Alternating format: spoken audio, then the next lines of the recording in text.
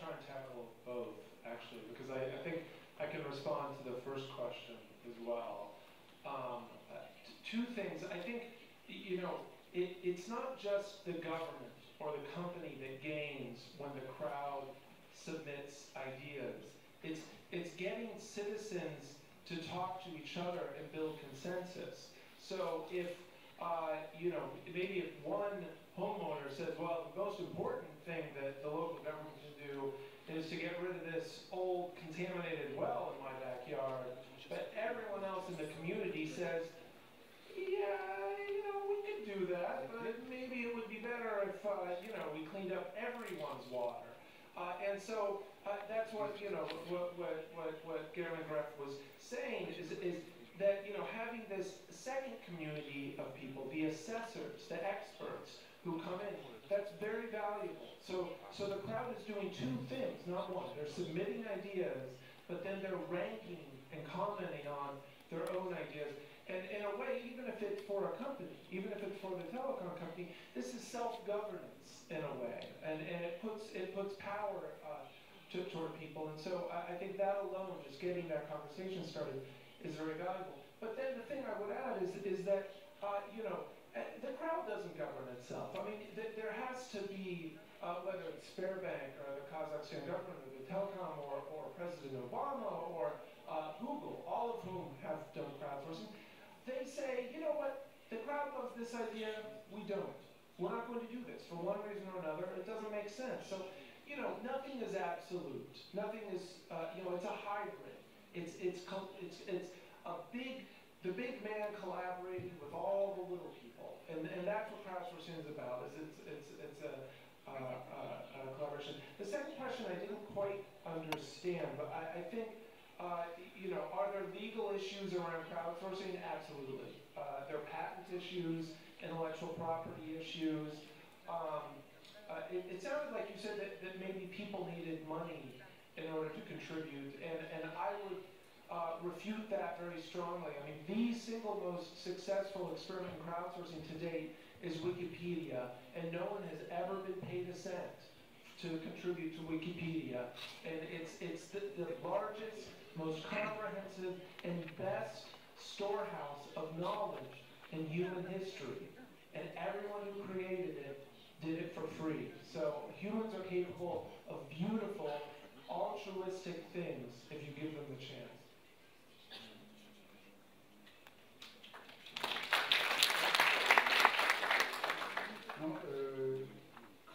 Я хочу сказать, что здесь в краудсорсинге огромное количество вопросов есть.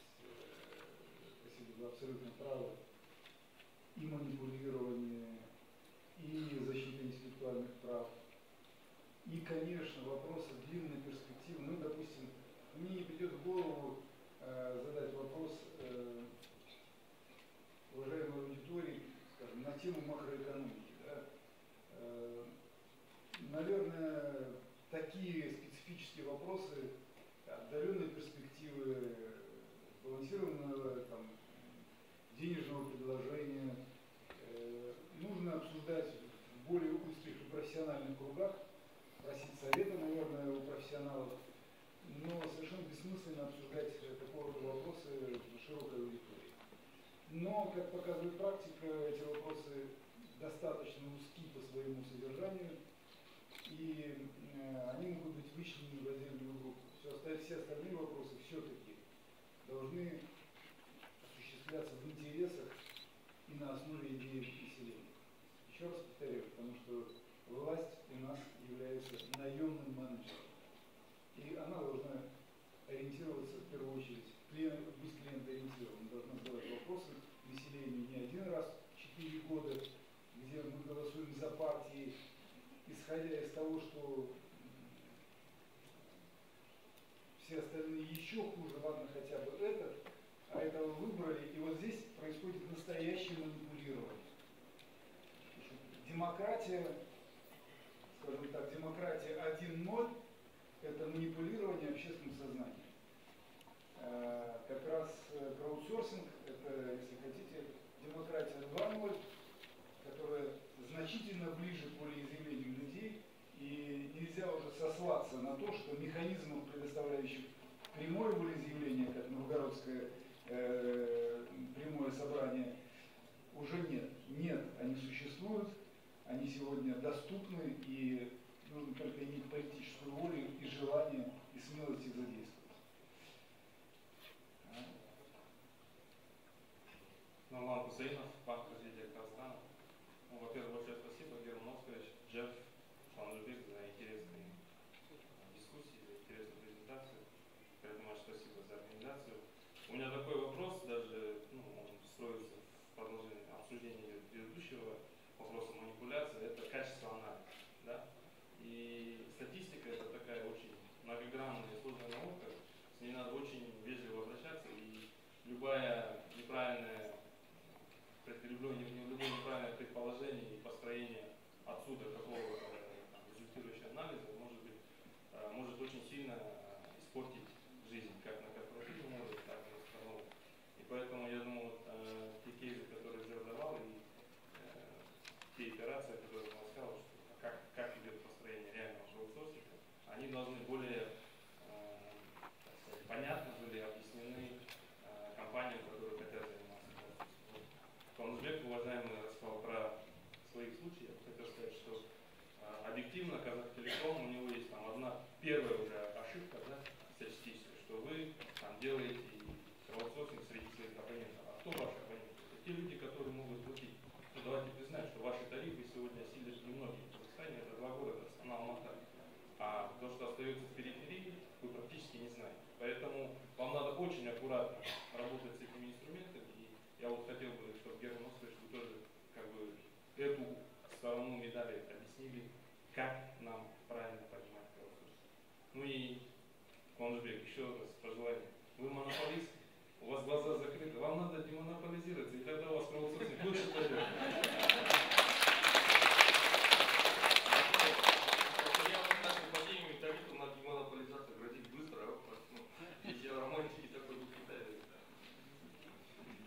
Но, вы знаете, мне добавить к тому, что вы сказали, нечего, вы абсолютно правы. Здесь первое, статистические зависимости и аппроксимации самые сильные. Я могу сказать, что современный бэнкинг построен на них. Весь современный бэнкинг построен на них. И могу привести пример Сбербанка. Мы 3 года как ушли от ручной оценки наших заемщиков к скоринговым моделям и к социологическим, социометрическим моделям. У нас падение рисков в 5 раз. В 5 раз. Они дают свои отклонения, дают свои выбросы, но тем не менее они значительно более совершенны, чем любые другие методики, которые существуют. Это первое. Второе. Есть сейчас так называемые правила регулирования бэнкинга Базель 2 и Базель 3. Они все построены на социометрических моделях. Математика дает в своей массе совершенно другие по точности результаты. Иногда ошибается. Но поэтому с Lehman Brothers там другая история. Немножечко там ошибались в первую очередь люди. Но любая такого подобного рода технология имеет свои ограничения, ведь нужно очень четко представлять себе их. Но мне очень понравился ваш вопрос, особенно после того, как вы сказали, что вы представитель Казахстанского банка развития, тоже монополиста.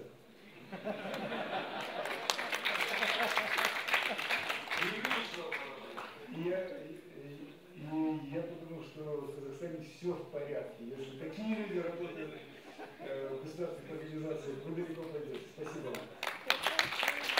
Пожалуйста, последний вопрос. Здравствуйте. Артем Азевич, компания «Акробата», Москва, IT. Герман Оскарович, хотел бы поговорить о эффективности. Вы привели пример, что вы собрали 120 тысяч заявок, прошло огромное количество времени, как их обработали, отобрали экспертов. Да, множество этапов пройдено, оценки, объявили победителей и так далее. В отношении государства это целесообразно, так как у нас на первом месте лояльность. Но в бизнесе на первом месте у нас стоит эффективность. И насколько вообще рационально некоторые задачи ставить, именно использовать краудсорсинговые платформа, когда можно просто найти экспертов, их, ну, как бы определенный перечень, все их знают, просто поставить перед ними задачу. Как вы решаете вот эту проблему лояльности, с одной стороны, и с другой стороны эффективности? И это мой вопрос. А пользуясь случаем, вот комментарий в отношении Сбербанка, очень бы хотелось для пользователей Macintosh, вот, чтобы уже наконец мы могли пользоваться свободным интернет-банкингом через другие браузеры, не только интернет-эксплорер, вот, и какие-то уже мобильные приложения. Потому что пока банковского решения, кроме интернет-эксплорера, у нас нет на рынке российском. Это вот в рамках краудсорсинга от меня вот такое пожелание. Спасибо. Спасибо. Считайте, что мы уже исполнили. У нас 25 числа презентация 3 новых платформ, в том числе и iOS, совершенно новая платформа. Она, на рынке ничего подобного нет. Мы реализовали iOS платформу, полный спектр услуг, достаточно простой, достаточно защищенный. Работать на опережение приятно. Стараемся, не всегда получается. По первой части, Джеф, вы прокомментируете что-то?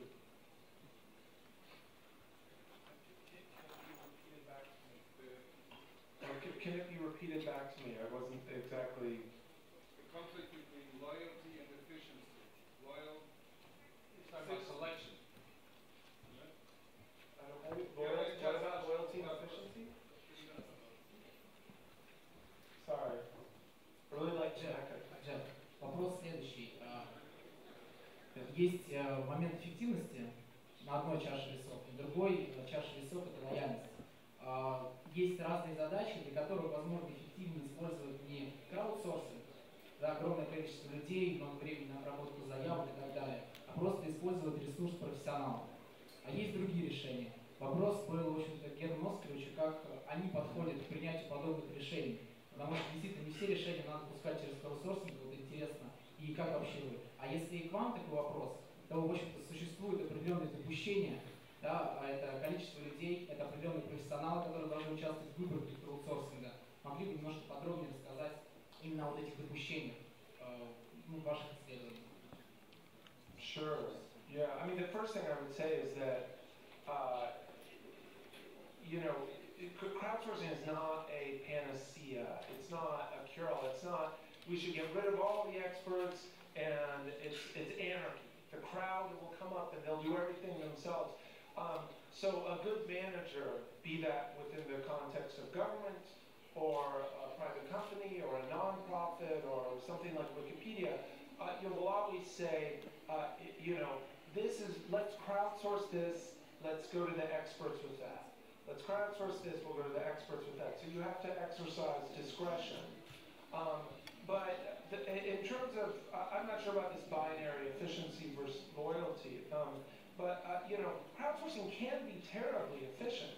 I mean, yes, 120,000 ideas is a lot of ideas, but the crowd is going to perform much of the labor of sorting through those 120,000 ideas. And it also, in terms of efficiency is one economic metric, but it's not the only one. Maybe the team decides, well, this project was less efficient than if we'd gone to the experts, but we have 120,000 customers that are now more deeply engaged with our brand. So as the accountant might come in and say, well, look, this was a $2 million project. The experts would have only cost $100,000. This was very inefficient. The marketing team is going to come in and say, oh my God, you engaged 120,000 people for only $2 million? That's the cheapest ad campaign we've ever had. So does that make sense? Yeah? Я скажу, что есть два типа краудсорсинга. Вот я был сейчас в Силиконовой долине, я встретился с компанией, которая называется Crowdsourcing. Это молодые ребята, которые организовали компанию, у которых 10 миллионов фолдеров в сети, которые работают на них, и они делают колоссальную работу, но очень неквалифицированную. То есть нужно в течение нескольких часов или нескольких дней провести сумасшедшую работу, на которую компании уходят несколько лет. Допустим, это огромная база данных, которую нужно смычить какие-то адреса с именами проверить написание и так далее, и так далее. Они забрасывают эту задачу. Они научились очень правильно любую крупную задачу делить на части, забрасывать в сеть, исполнять ее, проверять и выдавать заказчику. И все это делается за буквально копеечные траты. Более того, они не тратят деньги, они рассчитываются в сети всякими бонусными вещами и так далее, и так далее. И это первые задачки, очень простые задачки, где необходимо большое количество участников и очень простой неквалифицированный труд. Второе, в сети есть уже сформированные устойчивые группы профессионального сообщества. Если вы думаете, что вы знаете всех профессионалов, значит, вы неправильно думаете. Допустим, в России есть целый набор специальных сайтов, допустим, профессионалы.ру, где собираются химики, математики, физики и так далее, люди, которые в качестве своего хобби прикладывают свой интеллект для решения, казалось бы, неразрешимых задач. И есть огромное количество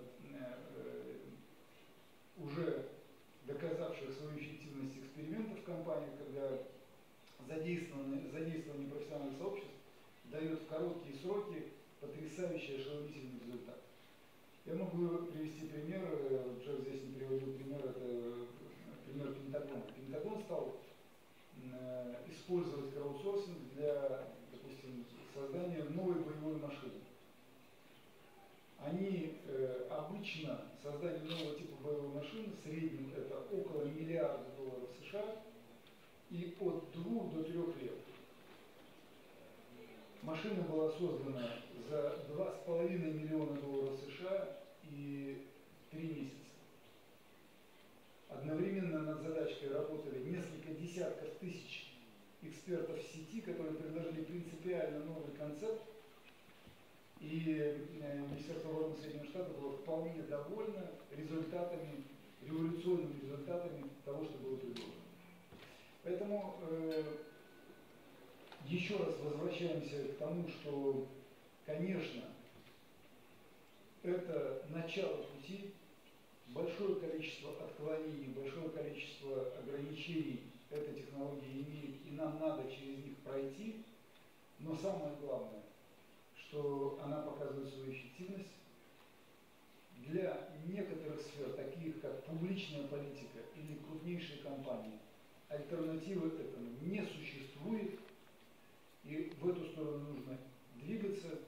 И очевидно совершенно, что это новая эффективность, в десятки раз повышающая эффективность и снижающая затраты на искомый результат.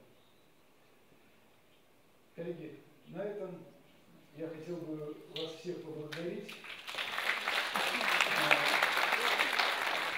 Нашей задачей сегодня не было рассмотрения всех тонкостей краудсорсинга, задача, которую перед нами сформулировала, заинтересовать вас в супер новой технологии, которая только зарождается на рынке, для того, чтобы вы